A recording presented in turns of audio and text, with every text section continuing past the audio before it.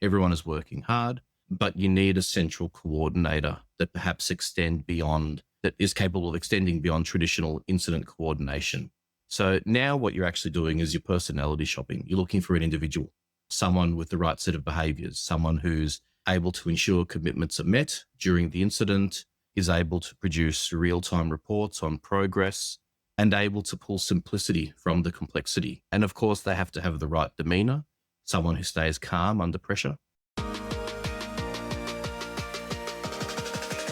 This is KBcast. Are they completely As a cybersecure? primary No. target for ransomware campaigns, Is that's used to security and point out testing and performance and scalability. risk and We compliance. can actually automate that. take that data and use it. Joining me now is Alex Loizou, Managing Director at Intrinsic Security, and today we're discussing the human impact of a cyber incident. Alex, thanks for joining and welcome. Thank you, Carissa. So Alex, for those perhaps who don't know, you are the former CISO of Medibank who was unfortunately breached in 2022. So I wanted to bring you, Alex, on the show today to walk through the incident from where it sat. And also, for full transparency, Alex won't be able to talk about certain things due to the sensitivity of the incident, but we did feel the need to bring Alex on to share who has lived through these stories that we all hear about. So, on that note, Alex, can you take us back to the moment you first got the alert or the call about the breach? Absolutely. So that takes us to the evening of effectively the call that no CISO wants to receive. Although at that point we didn't quite understand the significance of what we were seeing. It didn't start as a fire alarm, but rather, just a detection of unusual behavior by the team. For anyone who has run a large environment, unusual behavior isn't something that is, dare I say it, that unusual. Usually is something benign or someone has misconfigured something. In this instance, however, we kicked off our playbooks. We investigated it thoroughly, as we always do.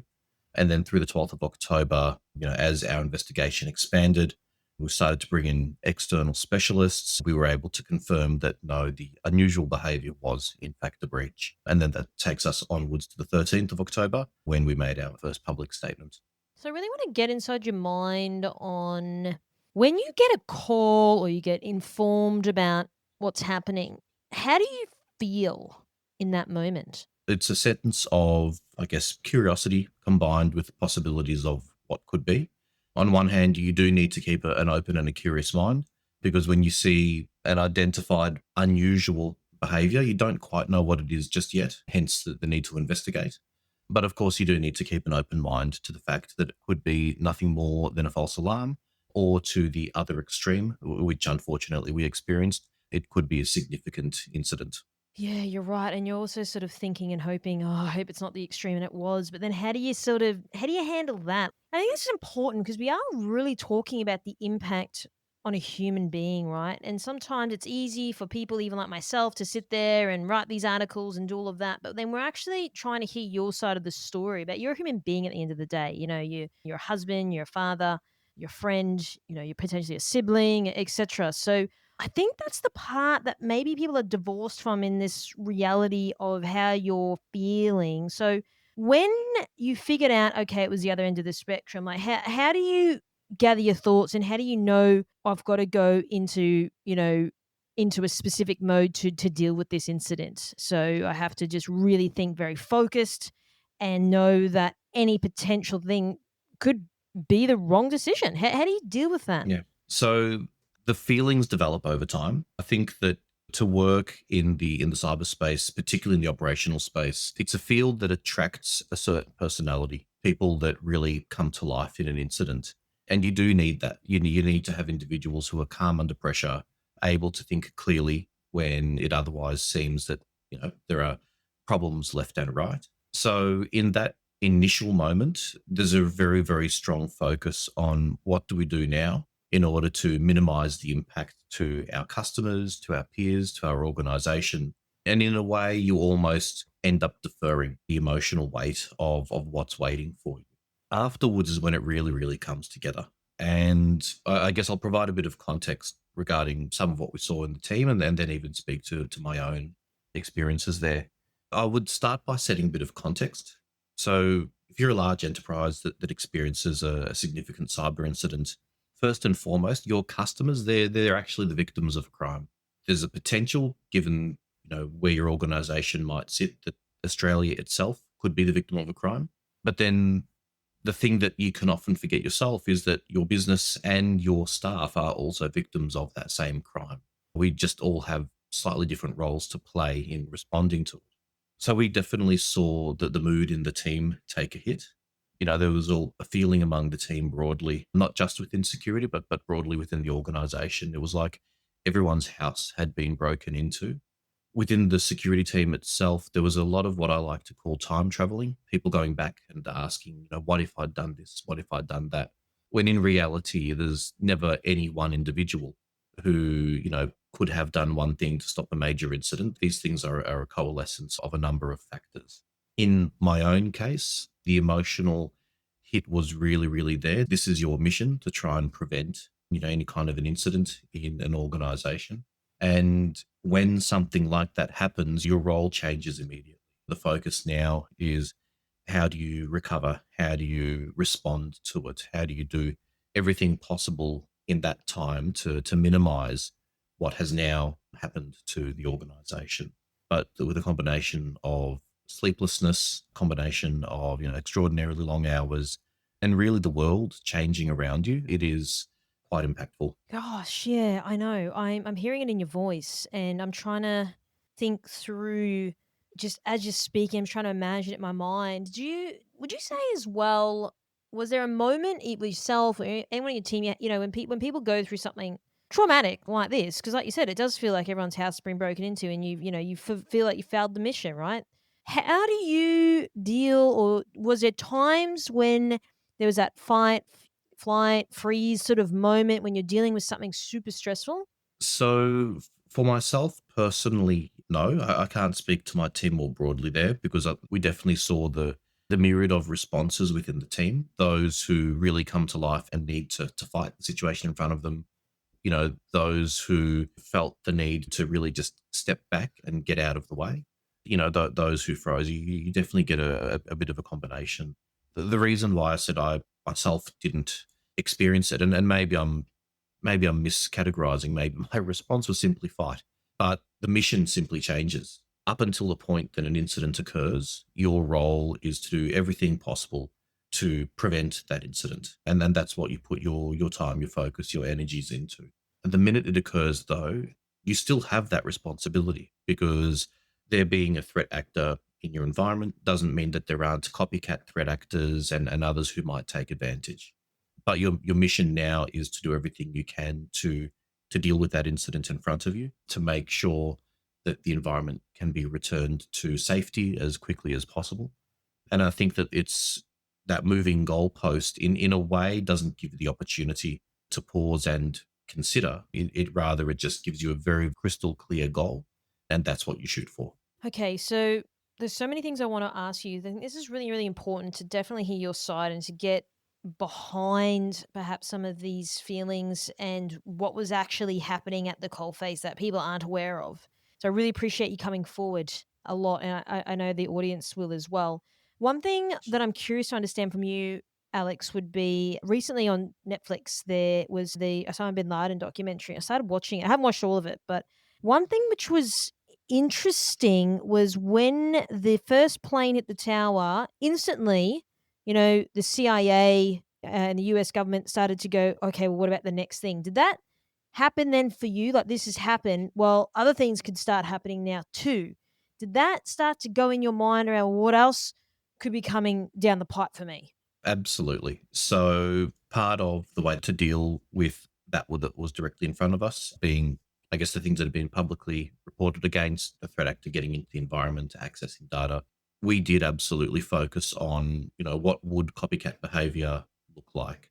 As there's more and more reporting, will we see, curious individuals, in inverted commas, security researchers, start to try and shake the environment? So we absolutely started down that route, doing things to protect the organization more broadly, and just put awareness out there that now that this has occurred, be ready for an increase in phishing, be ready for an increase in external scans of our environment, which we absolutely did see. We saw an uptake in both, phishing behavior and, external interest in our environment, an increase in dark web chatter regarding the environment.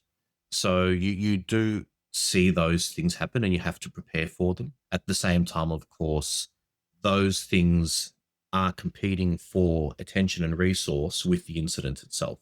So part of that response is to increase the size of the team, bring in incident response partners, and really virtually balloon the scope and the scale of the cyber team. And then, of course, Medibank is a regulated organization. There are still other BAU things that absolutely must carry on. So while you've got this big incident that people are responding to, you still need to make sure that there's enough capacity in the team to make sure that all of the ordinary standard BAU stuff happens and continues on in an uninterrupted manner. Yeah, wow. Okay, that's a lot going on. So I want to take a 2 millimeter step. I'm aware, and I want you to talk through perhaps the impact and how Medibank as a business lesson than the impact. So, what does that look like? So, we've spoken now about Medibank's response, but there was obviously some things to prevent sort of the intensity and the size and the scale. So, I'm keen to walk through that with you. Yep, absolutely. So personally, I think the first thing that we did as an organization is we really approached the incident with the perspective of radical transparency. So we made every effort to provide very real time and very, very accurate, external reporting on what was happening to the organization. But then if I actually zoom into the incident itself, so we approached the incident with, I guess, some unusual approaches that really helped. Probably the first and foremost being using multiple incident response partners in parallel. So we ended up using multiple separate IR partners. Each one of them had a different methodology that they were working to. So effectively, the way I like to visualize it, it's like having multiple people looking at a criminal's behavior, which is what they effectively did, but each one is taking a completely different approach to documenting it. And the benefit of doing that, of course, is that you've got multiple parties independently documenting what happened and taking different approaches to get there. Yet, if they manage to land on the same set of facts, the same scope of the compromise, then you actually can have a very high level of confidence that the incident is well understood. And that's one of the things that we did that was, I guess, a bit different. Got it. Okay. So I want to get into this. So you said you've had multiple partners with the intent to make sure you're covering all bases, different methodologies, perhaps things are overlooked. I mean, people do that a lot in penetration testing, as you would know. So did you find that there was a lot of commonalities between these three partners? Did you give you a sense check of confidence as well as fidelity on what you were dealing with? Absolutely. The benefit to an organization using multiple IR partners, especially with different methodologies in use, is that you build a very comprehensive picture of what actually happened. You can go back to your organization with a high level of confidence that you know exactly what occurred and you know what the scope of the incident is. This approach also gives further benefits. Take the post-incident recovery phase, for example. By having that high level of confidence that you know exactly what the scope of the incident is and what the threat actor did, you have the benefit of being able to be much more managed and thoughtful in your recovery. Unfortunately, without that confidence, the recovery can often be as damaging as the incident. The old adage that the treatment can be worse than the cure. Of course, the opposite is also true. If you use multiple IR partners, you could get different reports that tell you different things. That's still beneficial information though, because what it does is it's highlighting blind spots for you. It's giving you a more comprehensive view. So whether you do get the happy path or not, either way, you're still getting a very, very clear picture. It's still useful data. And would you say from your experience now, that's probably a better way to go to make sure that the people haven't missed anything? Would you say, and maybe you don't know the answer to this, I'm just curious to understand, do you think people aren't using multiple partners to make sure they're getting that holistic sort of approach to make sure nothing's missing? Or do you think they just go with the one? Or what do you know anything about that? Absolutely. I have some opinions, which I'll happily share. But I'll also expand that with a bit of the problems that that same approach created and what we had to do next. So to answer the question directly, it is a horses for courses kind of a situation. For the scale of Medibank, for the importance of what the organization does, bringing in multiple partners was absolutely the right approach. It wouldn't necessarily be the right approach for everyone, depending on the nature of the incident, the nature of what has been impacted. But I guess problematic element to that is it does mean that you have a lot of third parties that you need to manage in addition to your own, incident response, any crisis teamwork, internal reporting. So it ends up ballooning the amount of effort required to manage the incident. I like to think of it as, adding more cats to the cat herding. The difficulty any organization considering multiple IR partners, effectively what they need to consider is that, yes, you do get that high degree of confidence. You have a great understanding, a great accounting of what actually happened. But of course, it's not all happy days. The complexity of your incident explodes. So now you have multiple IR partners. Perhaps your business has a government regulator, critical customers, internal stakeholders. And what you're trying to do is you're trying to sync all of this up in near real time. And it becomes very challenging. Of course, there are always ways to address these things. For every challenge, there's a cure.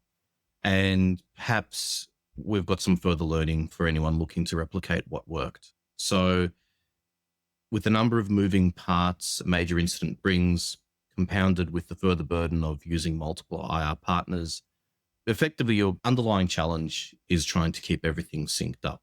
And incident response, the way I look at it, it starts to look like a major project that's sitting there in crisis mode. Everyone is working hard, but you need a central coordinator that perhaps that is capable of extending beyond traditional incident coordination.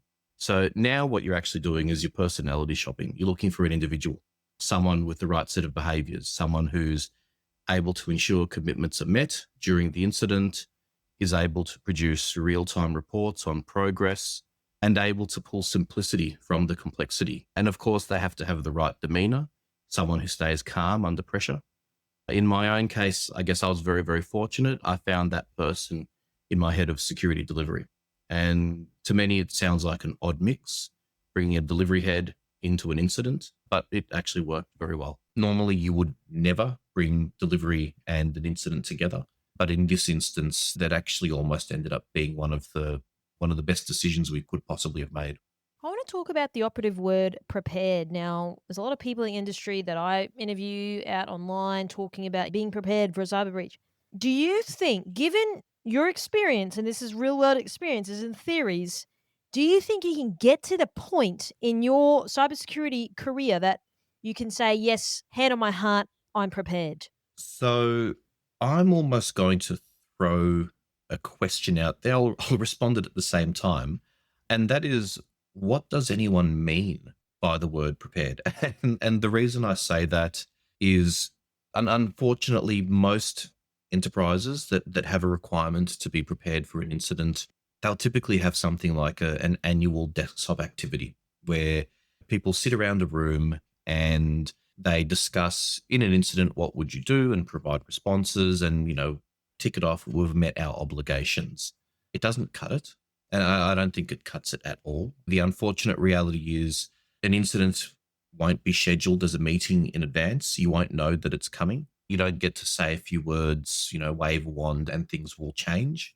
So I do think that we've got a little bit of a challenge at the moment, that the nature of an incident doesn't necessarily gel with reality when it comes to the way that we, corporate Australia, often prepare for them. Now, that being said, I don't necessarily think we could try and take an organization through all of the time that an incident would consume. You would effectively lose a lot of your cyber and management capacity for an extended time frame. I do think that there is a bit of a delta there at the moment. We were quite fortunate in our own case that only a short while before the incident, the cybersecurity team had actually gone through practical exercises at CyberGym. For those in the audience that aren't aware, CyberGym is a facility that allows you to simulate a real world environment and then actually respond to a Yes, simulated, but in effect, real incident in an environment that won't impact your technology environment. And then they're even able to an extent replicate what your production environments look like. So we were fortunate that muscle memory was there for the team to leverage. But at the same time, I'd argue that even having gone through one major incident, yes, I, as well as, my colleagues from Medibank, some of the few people who've been through a recent major incident, no two incidents are alike. So it doesn't necessarily mean that you know exactly what will happen in the next one. Instead, I almost feel that what you need to train for is effectively aptitudes. Do you have the right kind of people who can think on their feet, who can, like we needed to do with multiple IR partners, with bringing delivery into the incident response, people who can see a problem, visualize a solution, and then execute it in real time, even though there isn't text that says this is the way it's been done in the past. I almost feel that in an abstract sense, that's the challenge in front of us is creating more people who can do that. When you're building a startup, every hour counts, and so does trust. Whether you're chasing your first enterprise deal or just trying to stay ahead of the compliance curve, Vanta helps you prove your security posture fast. By automating up to 90% of the work for SOC 2, ISO 27001, GDPR, and more, Vanta gets you audit ready without the late nights and spreadsheets. Visit vanta.com/KBcast, VANTA.com/KBcast to learn more. Yeah, this is interesting. And I think that is a great question because often people say you got to get prepared. But yeah, what does that mean? And I think, what was that famous quote, Mike Tyson? Like, everyone has a plan until they get punched in the face. Yes. So I feel like we can all plan all day, but then something's just going to hit us. Nothing's going to, like, to your point, you're going to be blindsided. We're not going to know what's coming. Good point around the aptitude. One of the things that was coming to my mind is, and I'll use this as an example, when I worked for a very large retailer here in Australia, we had a security manager would come in, tell us about, we have these toolbox things. So he'd say, okay, this is an incident. What do we sort of do? How do you respond? Every day there was an incident and it wasn't the same. There was no blueprint. However, the DNA was there on how do we respond. We get on the radio, we talk to one another in our codes, we do our thing. So there was that is engendered into you, but it's not like, oh, this specific incident that we're going to talk about that may occur, may not. But the whole perception of how to respond and deal with it as a group was there, but not the specificity of what gets carried out. Absolutely. And in fact, I would take it one step further, which is that repeated exposure to various different forms of incident would give you very, very good muscle memory for staying calm while dealing with one, for knowing what kind of responses you might have. And that makes it actually easier to see where you might have a gap if something unique comes your way. But it also, I think, helps with the connective tissue within the organization, understanding who it is that you need to work with, who it is that you need to respond to. If we sort of, I guess, zoom in one step further with where I think we have a bit of a gap in preparedness, the major one that always strikes me is the time element of it. And when I say that, what I mean is if you're dealing with an incident, there is a very, very good likelihood that the threat actor is doing something outside of your hours of operation. So first things first, it's not going to happen during your business day. We now know through the AFP's work and news publishing on it, we now know that the threat actor was, Russian based. We can actually identify who the individual was. So we know that they were simply working in their own time zone. Hence a lot of what we saw happened when it was nighttime. If I think back to another organization I'd worked for previously, we were constantly being targeted by a certain threat actor. We understood that they were from an area that wasn't too far outside of our time zone, yet they would consistently try and target our environment at night, typically on a Friday night. And we believe that was strategic to try and exhaust the team by making sure people didn't have weekends. So that exhaustion element, I think, is the first thing. A lot of the traditional ways that we train and we approach it don't really handle for. The other challenge is actually the time frames that you'll be working on. Again, desktop exercises, they typically occur over the course of a day or a couple of hours. But in reality, an actual incident, you measure it in weeks. You said something really interesting, repeated exposure. I want to get into this because, again, like I said, I got a lot of people coming on, be prepared and all of that. But we've sort of, one thing that's clear here today, Alex, is there's no blueprint. Nothing's going to be the same. You're not going to know what's coming for you. You're going to get hit in the back of the head and it's going to hurt. So, how do you get to the point or where companies do this repeated exposure where they're, yes, okay, the incident may not be the same or not what we prepared for, in inverted commas, but, it's sort of, it's in the same family. We can deal with it a bit better than perhaps not having the repeated exposure. Did you say before the cyber, Jim? Would you say that's sort of a good way to approach this? Absolutely. And I almost feel I need to clarify. I'm not being sponsored by CyberGym. They're simply a service that I've used and I was quite happy with. But yes, I think that those kind of real simulated, environments make an absolute difference. Red teaming within your environment, if you're able to support that. But even those desktop activities, I guess I have a concern with the idea of running them only once and only annually. Running them frequently absolutely helps because you do need to understand it's not just a cyber problem. How does my incident response tie in with risk? How does it tie in with crisis management? How do we all work together collectively? So the more repetition, the better. Of course, the other obvious thing is the IR partners themselves in our businesses, unless you're in the incident response, world, this isn't something that you will deal with on a day-to-day basis. Absolutely hand on heart hope there aren't organizations that are dealing with this on a day-to-day basis if they're not an incident responder. But that's why you need to have the right partners as well. You should be partnering with organizations that have that muscle memory, that deal with these things day to day, because that is their 9 to 5. And I'll always remember one of the senior management from one of our incident response partners saying that to me. He said, "This is your worst day, but for me, this is just my 9 to 5." So it is critical to make sure that you've got those skills that you're able to effectively buy in on demand when they're needed. Now, as you know, any incident, breach, something happens, there's always someone, there's always one that's an ambulance chaser. So now I want to flick over to the other side around what do you think didn't work. Now, it can be internally, but also externally as well, right? I really want to, I think this is important because, again, like you're a human being at the end of the day. And yes, we have to have empathy. And yes, Medibank's being held accountable and all that. Things are happening, right? Justice is being served. And for full transparency, I am a Medibank customer. So this isn't me trying to play devil's advocate. Like I was personally impacted as well. So I'm curious to understand, what do you think the industry, the market, from how how you were seeing it, Alex, out there, what do you think sort of wasn't good on how things were being handled? So it is a cliched term, ambulance chaser, but wow, I have never had my email, my phone, my My LinkedIn. God. I've never had these things explode quite the way that we did during the incident.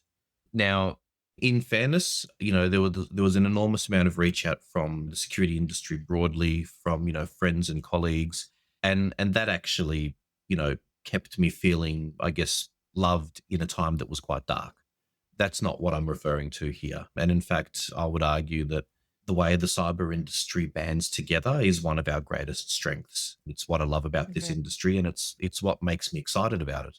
The concern was organizations that we've never ever worked with, that we don't have a partnering relationship with, suddenly jumping in and spamming everyone's inboxes with, products that will solve all of our problems and, solutions that will fix everything. Yes, that was utterly unhelpful and it created a lot of noise, to the extent that if anyone who's listening to this has rung my phone, or at least my Medibank phone, which is no longer with me, and hit my voicemail, you would know that it says up front, please don't leave, a voicemail if it's unsolicited sales. I had to do that because I was running out of voicemail space on a constant basis. It was really quite crazy. If I was to pivot back to other incident learnings, then I absolutely have to talk about human impact.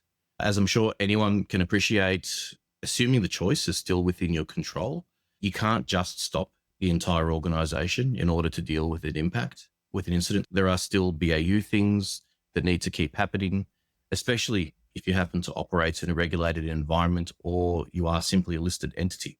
Now, the natural process here is to assign people. Some are inside the incident dealing with that.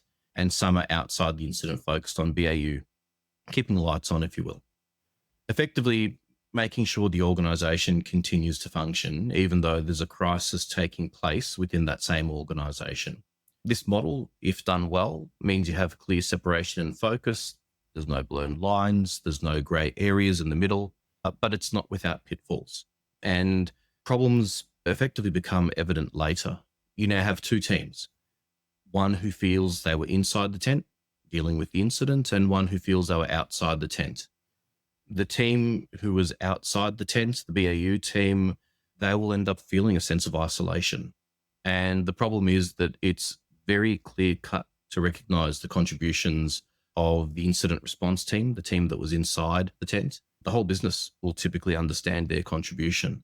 But the BAU team, they've also been working long hours. They've also been working through a form of trauma. They have the added difficulty that it may take time for the people around them to recognize this. And B, depending on the nature of the incident, they may never be let into the tent. The other thing that really, really jumps to my mind, and it's funny because I'm saying this on a podcast, but it's actually the media and the incident reporting itself. As I mentioned earlier, we made absolutely every effort as an organization to be as real time as possible. The problem that we identified, though, is that the language of an incident is not compatible with the way that you would typically report things in media. An incident is all about evidence-based reporting. At this point in time, we know this, and it's quite black and white. It's almost a bit robotic. The problem is that what that meant, and I actually had looked up some articles prior to us jumping on to really refresh my mind, but we had early reporting where we'd stated as an organization, we've seen unusual activity, but that we, in the early days, because we had no evidence of customer data compromise. That's not to say it didn't occur, but again, an incident is evidence-based reporting. At that point, we had no evidence. When we saw evidence, we actually reported it immediately. The problem is that what we then saw was, headlines saying that we changed the story. And in reality, that wasn't the case. It was evidence-based incident reporting where we were very, very clear of what we know and don't know. And then when that situation changed, we updated what we know and don't know. So I think that was another key learning, was a little bit more sensitivity to the fact that the way things might get interpreted, and more importantly, the way there might be an inclination to read between the lines. That's, I guess, a tricky pitfall to be careful of. And the evidence-based incident reporting style does not quite gel with that. Okay, this is interesting. So in terms of going back to some of the verbiage that was being said in the, I'm assuming, more mainstream media, and I'm also under the assumption, Alec, there was a massive disconnect in what was being said versus what was being done. And then obviously people believing that, buying the story, which then perpetuated the viewpoint that, Medibank didn't do this or they didn't do that based on what people were reading. Was that something that you saw a lot of now when you sort of look back retrospectively? So I guess that what I'm sort of focused in on is that interpretation, that reading between the lines. So when we gave our earliest reporting, as I said, we simply stated what we had evidence of and what we didn't have evidence of. But it got reported as a very, very clear statement. This has not occurred. And that's not the statement that we'd made, because at that point in time, it was at the absolute earliest point in the investigation. I recognize that for many organizations, that might be why they try to keep as much of a lid as possible on an incident, try and hide it as long as possible before they need to report. As I said, we made a commitment to try and be as transparent and as real time as possible. I still stand by that. I actually think that I take a pragmatic approach to these things. I know that at some point, some other service provider that I use will be hit with an incident. It's the very unfortunate reality of our digital connected world. But I would just hope that they are transparent, they're as real time as possible. So I think that objective is a good one. It's just that there's a little bit more work to consider. How do we make sure that doesn't get, misreported with a bit of reading between the lines? Of course, the other challenge there as well is, perhaps, again, you're in the security media space, so you've got a different understanding. But outside of the security world, even outside of the technology world, How do we also better educate more of the mainstream media? So when they are dealing with an incident or reporting against one, they understand how to interpret the language of an incident. I think that we were fortunate at Medibank that we've got a pretty exceptional media team, a comms team, that they are able to identify what was going on and quickly course correct. But another organization may not be so fortunate. And I would hate to see a scenario where them trying to be transparent actually backfires on them, because all it will do is discourage the next organization from being transparent. Very interesting points. So, in terms of what you've just discussed, what advice then would you have to ensure other organizations that are perhaps, a little bit outside the security arena and, some of the language can be quite complicated if you don't know it and complex. What would you say to ensure that companies are not misreporting what is being said, particularly through a very sensitive time like a breach? Yep. If I had I guess a set of key advice, there'd be a few things. The first is to recognize that incident reporting is extraordinarily fact based and very, very focused on what is known. I always take the approach that if you know that something can be a problem, it's easier to be cautious of it. So the first is simply be cautious for that, creating a potential for misreporting. The second is that while I still stand by our approach of aggressive transparency and this very, very real time reporting rhythm, if I had a magic wand and could do it again, I would probably push for a bit more of a steady rhythm. For argument's sake, we will always report on a Wednesday and a Friday or something like that. It means that there's a clear set of expectations, but it also means that you've got perhaps a little bit of time to make sure that we understand how this could be interpreted. Now, that of course is with the enormous caveat that I'm not a media and comms expert, and media and comms experts would probably hear this and say, stay in your lane, buddy. That's not how we do it. And I think that's, if I was to say it, that's actually the next critical thing. If you're in an organization, running the cyber team or part of the cyber team, and you don't have a relationship with your external comms team or your media team or whoever there is that works in that capacity, that's a gap. Fix that. Take that person out for a coffee, meet with them, make sure you actually have an understanding and a working relationship up front. Don't wait until you need to build that common understanding in the middle of an incident. And again, I think that was, one of our areas where we were quite fortunate. The cyber team had very strong relationships with our comms teams prior to the incident, and those relationships carried on through the incident. That trust allows you to work together more effectively. So, Alex, I'm keen to now maybe, if you were to look forward, what are you optimistic about now, given everything that you've discussed? And I wish I had another hour to talk you through this more. It's just so exciting, and it's the first time really this is being shared. So, but I want to sort of end this interview on a positive note. So, given what you've been through, what you've learned, all of the battle scars you have now, what do you wake up for makes you really positive about being in the industry? So the first thing, and I'm repeating something I'd said beforehand, it is actually the strong sense of collaboration that the security industry has.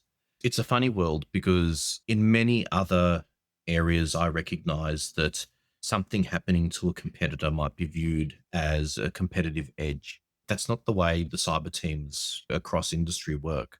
We were in communication with our competitive organizations. They were in communication with us through this because there's a real sense that this isn't an advantage. This is a problem that impacts the whole industry, but it's also a problem that real humans are being impacted by.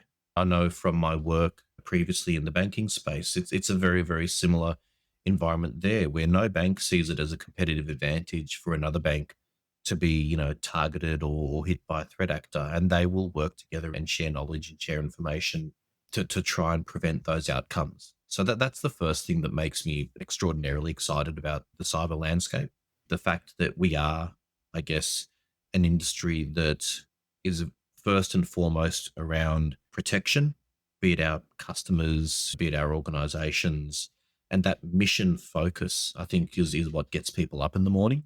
The other thing that I'm excited about is, and it's unfortunate because it did come off the back of, I guess, the three incidents in quick succession, Optus, Medibank, and Latitudes. But off the back of that, suddenly the government focus swung as well. And a lot of the facilities that are made available for organizations to report, a lot of the support that is available from the federal government, that has really, really moved. And that's exciting to see because this is a problem that impacts the entire nation. And, I'd be upfront to say that we tried through our incident to provide as much real time reporting to government, to the ACSC, to the AFP as we possibly could, because there was a recognition that this impacts more than just a single organization. But seeing a lot of those kinds of efforts being, formalized or codified now, that makes me quite excited too. Because as I said, the unfortunate reality is this is part of the world we're in today. We will see more incidents. We will see other organizations get targeted. My genuine hope is that each and every one of those helps to make us stronger and it effectively makes Australia less of a target over time. This is KBcast, the voice of cyber. Thanks for tuning in. For more industry-leading news and thought-provoking articles, visit kbi.media to get access today. This episode is brought to you by Mercsec, your smarter route to security talent. Mercsec's executive search has helped enterprise organizations find the right people from around the world since 2012. Their on-demand talent acquisition team helps startups and mid-sized businesses scale faster and more efficiently. Find out more at mercsec.com today.